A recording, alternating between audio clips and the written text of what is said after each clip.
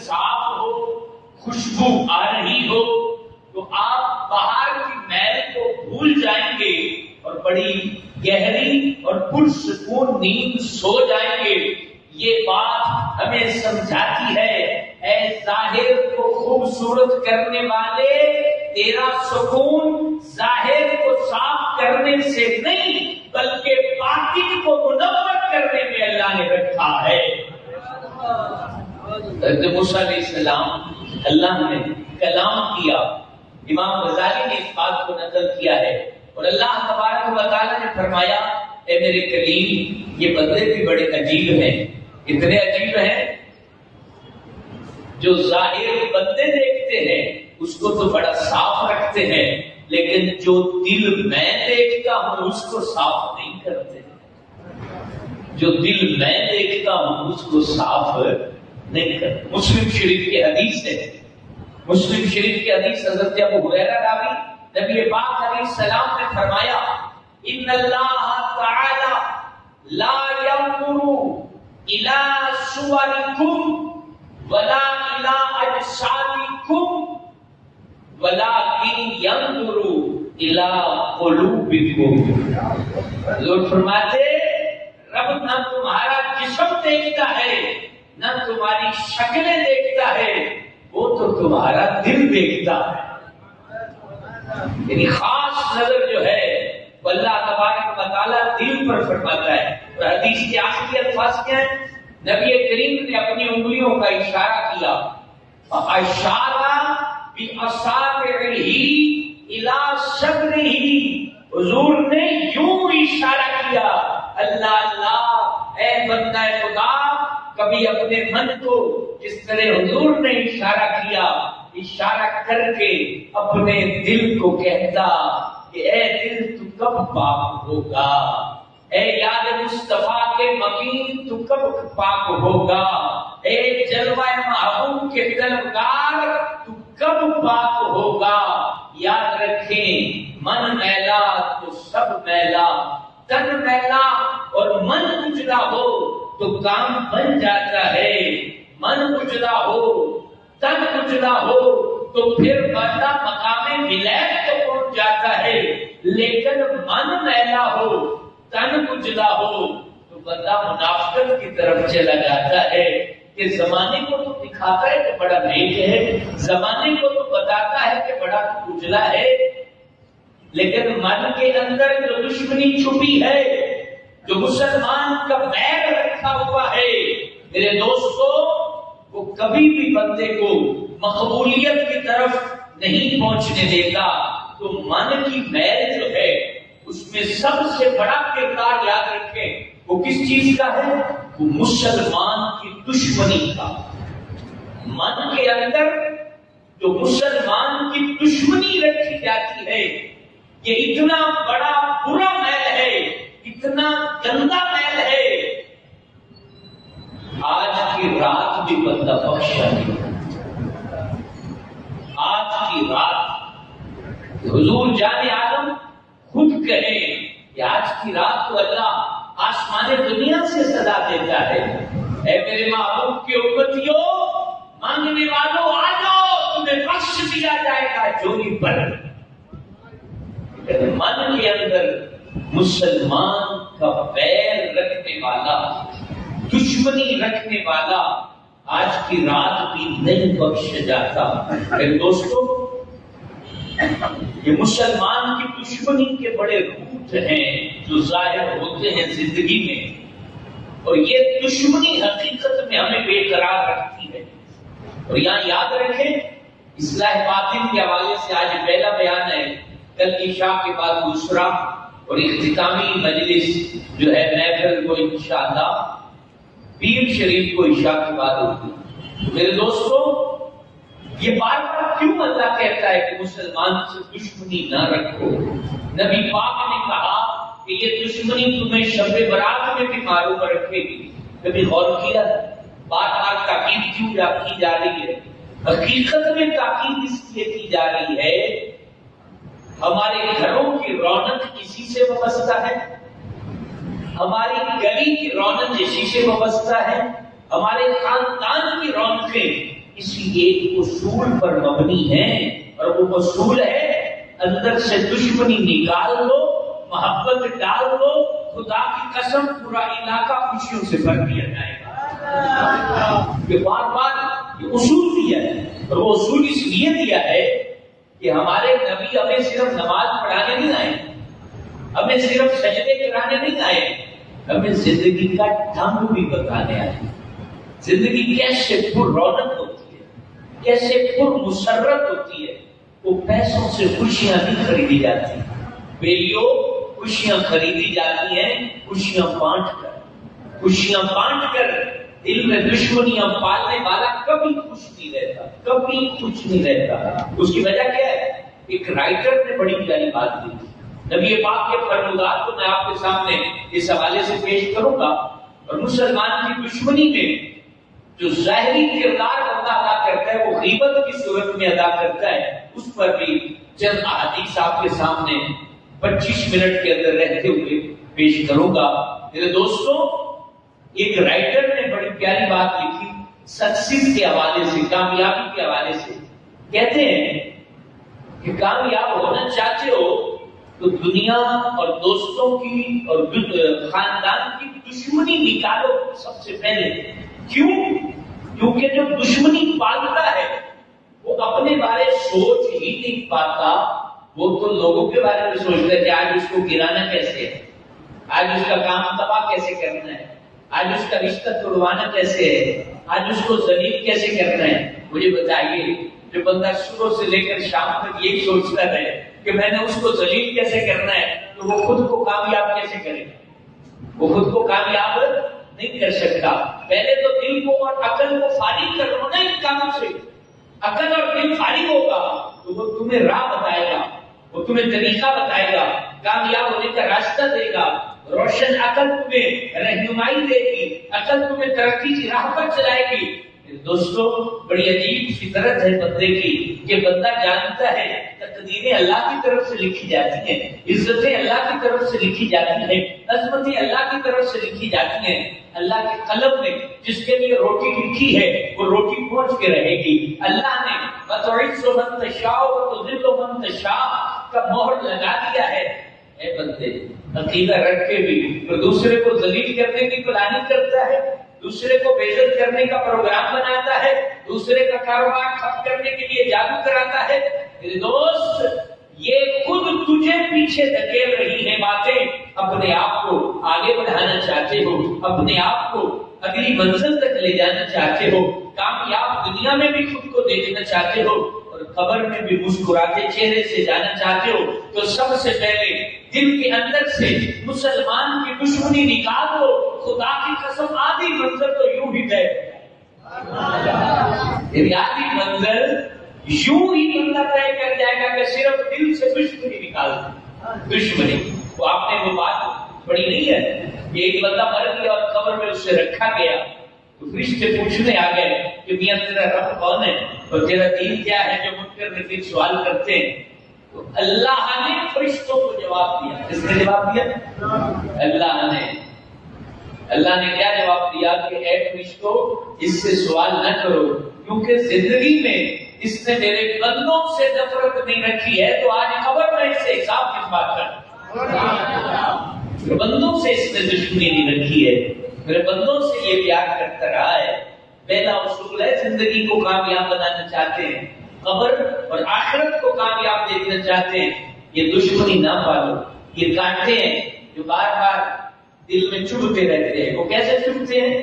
آپ کو میں مثال دیتا ہوں۔ جو بندہ کسی سے دشمنی رکھے گا نا، جب اس کو خوش دیکھے گا اس کے دل میں کانٹا چبھے گا۔ جو اس کو اچھا نہیں لگتا، جب اس کو گاڑی میں دیکھے گا، اس کو صاف لباس میں دیکھے گا، اس کو شادی بیاہ پر دیکھے گا، اس کو مسکراتے چہرے سے دیکھے گا، یہ دل میں کانٹے چبھیں گے، کانٹے چبھیں گے۔ یہ کانٹے نکال دو میرے بیلیو۔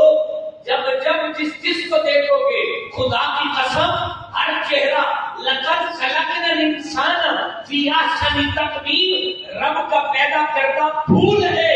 ان پھولوں کی نفرت نہ پالو، ان کو دیکھ کے خوشبو محسوس کیا کرو۔ پھولوں کی نفرت پالتے ہو؟ اللہ کے بندے اللہ کے لگائے ہوئے پھول ہیں، خاص کر نبی کا کلمہ پڑھنے والے تو مہکتے پھول ہیں۔ ہمارے بزرگوں نے ہمیں کتنی پیاری تربیت دی کہ من میں ویر نہ رکھا کرے۔ کاش کی باتیں ہمارے گھروں میں ہماری بیویوں کو، ہماری ماؤں کو، بہنوں کو پتہ ہوتی اور غیبتوں کا باب بند ہو جاتا، آج ہر گھر میں خوشی ہوتی۔ اللہ اکبر۔ بزرگوں کا انداز دیکھیں محبت کا۔ حضرت فرید الحق الدین مسعود گنج شکر کے بارے میں آتا ہے، جب حجودن میں آئے، جوگی کے ٹبے پر آ کے ڈیرا لگایا، لوگوں کو نور معرفت عطا کیا، اس وقت اس جادوگر کے چیلے آئے اور آگے بد کلامی کرتے ہوئے کہتے ہیں ہمارے گرو تمہیں بلا رہے ہیں، تم نے یہاں آ کے ضلالت پھیلاتی ہے۔ اللہ اکبر۔ حضرت فرید الدین گنج شکر نے ان کی بھی دشمنی دل میں نہیں پالی اور مسکراتے چہرے سے کہتے ہیں تو میرے دوست بیٹھ تو جا، جلدی کس بات کی ہے، چلے جاتے ہیں۔ یہ کہنا تھا جو بیٹھتا وہ بیٹھ ہی جاتا، اور پھر اس محبت نے وہ گل کھلائے، اس محبت نے وہ چاند چمکائے، اور اس محبت نے وہ پھر پھول مہکائے کہ وہ جوگی کا ٹبا آج پاک پتن شریف کے نام سے جانا جاتا۔ پھر دوستو، ہماری نفرتوں نے ہمیں اپنا گھر برباد کر کے رکھ دیا۔ یہ بات حقیقت ہے۔ بھائی بھائی کا ویر پال کے رکھا ہے، جب بھائی کو بھائی سے دشمنی ہوگی اس گھر میں خوشی آئے گی۔ جب بیوی شوہر سے نفرت کرے گی، مجھے بتائیے گھر کی ہر نکڑ میں تمیز دبا دو، گھر میں خوشی نہیں آئے گی۔ جب شوہر اپنی بیوی پر شک کرے گا اور نفرت کی نظر سے دیکھے گا تو اس کے بستر پر خوشی آئے گی، ہرگز نہیں آئے گی۔ میرے بھائیوں اور قابل احترام بزرگوں، خوشیوں کا معیار اب یہ پاک نے ہمیں دے دیا اور ایک لفظ میں ہمیں سمجھا دیا۔ قرآن کے وہ صرف 3-4 لفظ ہیں، لیکن کتنی بڑی بات اللہ نے کہی، کہا وَلَا يَغْتَبْ بَعْضُكُمْ بَعْضًا، ایک دوسرے کی غیبت نہ کیا کرو، ایک دوسرے کی برائی پیٹھ پیچھے نہ کیا کرو۔ کبھی سوچا ہے یہ 3-4 لفظ کیوں ہیں؟ یہ ہمارے معاشرے کو جوڑتے ہیں۔ ہم اسے شاید مولویزم کی نظر سے ہر بات کو دیکھتے ہیں، حالانکہ یہ معاشرتی پہلو ہے۔ میرے دوستوں، ہمارا دین ہمیں جوڑنا چاہتا ہے، جدا نہیں کرنا چاہتا۔ ہمارا دین ہمیں بکھیرنا نہیں چاہتا، ایک لڑی میں پرونا چاہتا ہے۔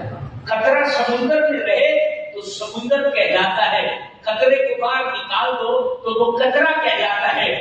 جب غیبت بندہ کرتا ہے نا تو وہ یوں سمندر سے قطرے باہر نکال دیتا ہے، بھائی کو بھائی سے جدا کر دیتا ہے، باپ کو بیٹے سے دور کر دیتا ہے، ماں کو بیٹی سے دور کر دیتا ہے، ساس اور بہو میں جدائی ڈال دیتا ہے۔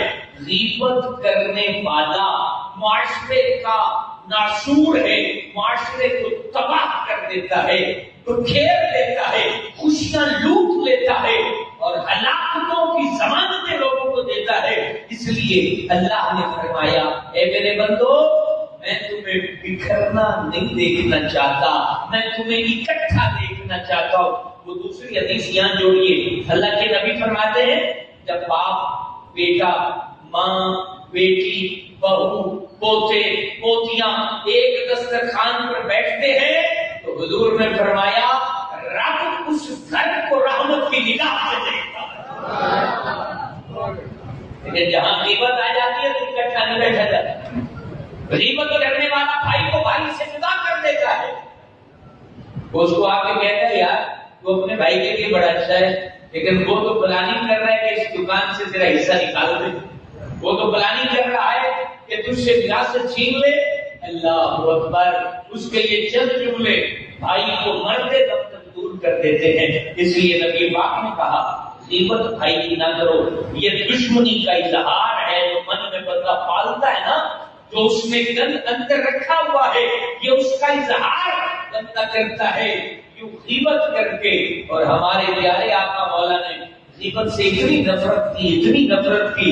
ایک دفعہ مائز بن مالک جو تھے صحابی رسول ہیں، ان سے غلطی ہو گئی. انہوں نے نبی پاک کے سامنے اقرار کر لیا کہ حضور مجھ سے غلطی ہو گئی ہے. تو نبی پاک نے انہیں سزا دی.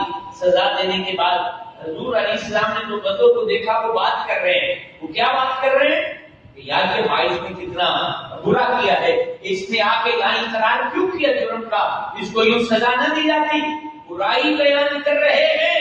اللہ اکبر. نبی پاک علیہ السلام نے سنا اور پھر وہ لوگ بھی حضور کے ساتھ جا رہے ہیں اور مدینے کے ایک بازار سے گزر رہے ہیں. وہاں ایک مردار جانور پڑا ہے اور نبی کریم نے ان دونوں کو بلایا. جب ان دونوں کو قریب بلایا نا، حضور نے فرمایا اس کا گوشت کھاؤ، اس کا گوشت کھاؤ، کھانا پسند کرو گے؟ وہ دو بندے کہتے ہیں حضور یہ گوشت کون کھا سکتا ہے، مرے ہوئے جانور کا گوشت کون کھا سکتا ہے؟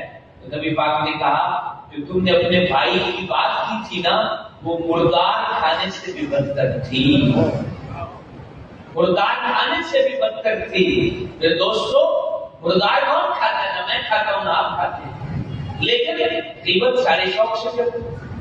غیبت کی بدبو اگر ہمارے ناک محسوس کرتے تو ہمیں گھروں میں رہنا نصیب نہ ہوتا. اتنی غیبت آج بڑھتی چلی جا رہی ہے. حالانکہ ہمارے نبی نے ہمیں کون سی تعلیم دی ہے؟ کبھی غور کیا؟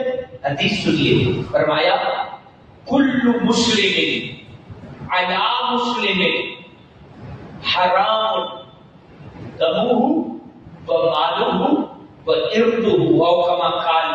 لوگ کیا فرماتے ہیں؟ ہر مسلمان کا مال، اس کی عزت اور اس کا خون دوسرے مسلمان پر حرام ہے. یہ نبی پاک فرما رہے ہیں کہ تمہارے ہاتھ سے نہ کسی کا خون رہے، نہ کسی کا مال چوری کرو اور نہ کسی کی عزت پر ڈاکہ ڈالو. حضرت علی المرتضیٰ شیخ خدا کرم اللہ تعالی وجہ کریم راوی ہے. میرے دوستو، یہ حدیث کا غور سنیے. نبی پاک علیہ السلام نے فرمایا جو بندہ اپنے بھائی کی عزت کے پیکر پہ ہوتا ہے اس کو ذلیل کرنا چاہتا ہے، اس کو بے عزت کرنا چاہتا ہے، غیبت کے ذریعے اس کی عزت اتارنا چاہتا ہے. سرکار نے فرمایا رب کے فرشتے اور رب خود اس پر لعنت فرماتا ہے. اب آپ اندازہ لگائیں، اس کو تو یہ ذلیل کرنے سے رہا، خود ذلیل ہو گیا. اس سے بڑی ذلت کیا ہو سکتی ہے کہ اس برائی بیان کرنے کے بدلے اللہ اس پر لعنت کر رہا ہے. صرف جب مشورہ طلب کیا جائے اس وقت آپ اگر اس کے عیب پر آگاہ ہیں تو بتا سکتے ہیں. وہ مشورہ کون سا؟ کوئی بیٹی کی شادی کسی سے کرنا چاہتا ہے، وہ لڑکا شرابی ہے اور آپ کو پتا ہے اور وہ آپ سے مشورہ طلب کرتا ہے تو آپ بتا سکتے ہیں، کیونکہ اب یہ غیبت نہیں ہے بلکہ ایک بیٹی کی زندگی بچانے کے لیے آپ اس کو مشورہ دے رہے ہیں. کوئی کاروبار کرنا چاہتا ہے اور آپ کو پتا ہے کہ وہ بندہ لین دین میں ٹھیک نہیں ہے تو آپ وہاں بتا سکتے ہیں کہ میرا تجربہ ایسا ہے. آگے جیسے آپ کی مرضی ہے، بلا وجہ گھر میں بیٹھ کے چائے کی چسکیاں لگاتے ہوئے دو کے بجائے تیسرے کی بات مت کیا کرو. اپنے آپ کو ڈسکس کرو نا، میاں تیرا کاروبار کیسا ہے، بتائیں کہ میرا کاروبار کیسا جا رہا ہے، آگے میری پلانی کیسی ہے. نیکی کے معاملے میں نے یہ راستے چن رکھے ہیں. آپ کو بھی مشورہ دیتا ہوں کہ ہر اتوار ختم قادریہ کے لیے بخاری مسجد جایا کرو، ہر جمعرات درود و سلام کی محفل کے لیے بخاری مسجد جایا کرو، بہن بیٹیوں کو وہاں بھیجا کرو، ان کی تربیت ہوا کریں، یوں ڈسکس کیا کریں، اپنی کامیابی کو ڈسکس کریں، اپنے بزنس کو ڈسکس کریں. خدا را کسی کی ناک کو ڈسکس نہ کریں، کسی کے رنگ کو ڈسکس نہ کریں، کسی کی ذاتی زندگی کو ڈسکس نہ کریں، کسی کی بہن بیٹی کو اپنی میری گفتگو میں نہ لائیں. یہ برباد کر دیتی ہے. یہ خوشیوں کی قاتل ہے یہ باتیں. اور ہم یہاں چونکہ نور لینے آئے ہیں اور اس نور کا اثر یہی ہے کہ اپنے دل سے دشمنی مسلمان نکال دیجیے، عداوت مسلم اپنے دل سے باہر نکالیے۔ سبوں میں کھڑا ہونے والا، کیا تو درس نہیں سیکھتا؟ کندھے سے کندھا ملانے والے تجھے یہ صفیں بتاتی ہیں، دل کو دل سے ملا لے، دل کو دل سے ملا لے۔ یہ اکٹھے سجدے بتاتے ہیں، اپنی راہیں مسلمانوں سے جدا نہ کر۔ یہ محفلوں کا اکٹھا بیٹھنا ہمیں بتاتا ہے، اپنی خوشیوں کو یوں تنہا نہ کر، مسلمانوں کے ساتھ رہے، مسلمانوں کا ویر نہ نکال۔ اور اس بات پہ چونکہ بیان کا وقت مکمل ہوا چاہتا ہے، میں آپ تھک بھی چکے ہوں گے، اس لیے اب وقت کا خیال رکھتے ہیں۔ ایسا نہ ہونا کہ آپ کہیں کہ یار مولوی صاحب آج ہی سارا کچھ بتانا چاہتے ہیں، تو اس بات پہ بیان ختم کرنا چاہتا ہوں۔ جب ہم کسی کی برائی بیان کرتے ہیں، ہمیں تو نہیں پتا کہ اس کا مقام اللہ کے حضور کیا ہے، ہمیں تو نہیں پتا۔ ہو سکتا ہے وہ ابھی برا ہو، آگے چل کے دیکھ بن جائے، ہم اس کی برائیاں بیان کر کر کے دشمنیاں پال کے نام اعمال گندہ کرتے رہیں۔ معاشرت کا دن ہو، رب اس کے سر پر عزت کا تاج رکھ دے، رب اس کو دامن مصطفیٰ کریم میں چھپا دے، رب اس کو پل صراط پہ نور عطا کر دے، اللہ اسے عرش کا سایہ عطا کر دے، اللہ اس کو نبی پاک کے قرب میں پہنچا دے۔ پھر دوستو کتنی عزت ہوگی، کتنی رسوائی ہوگی۔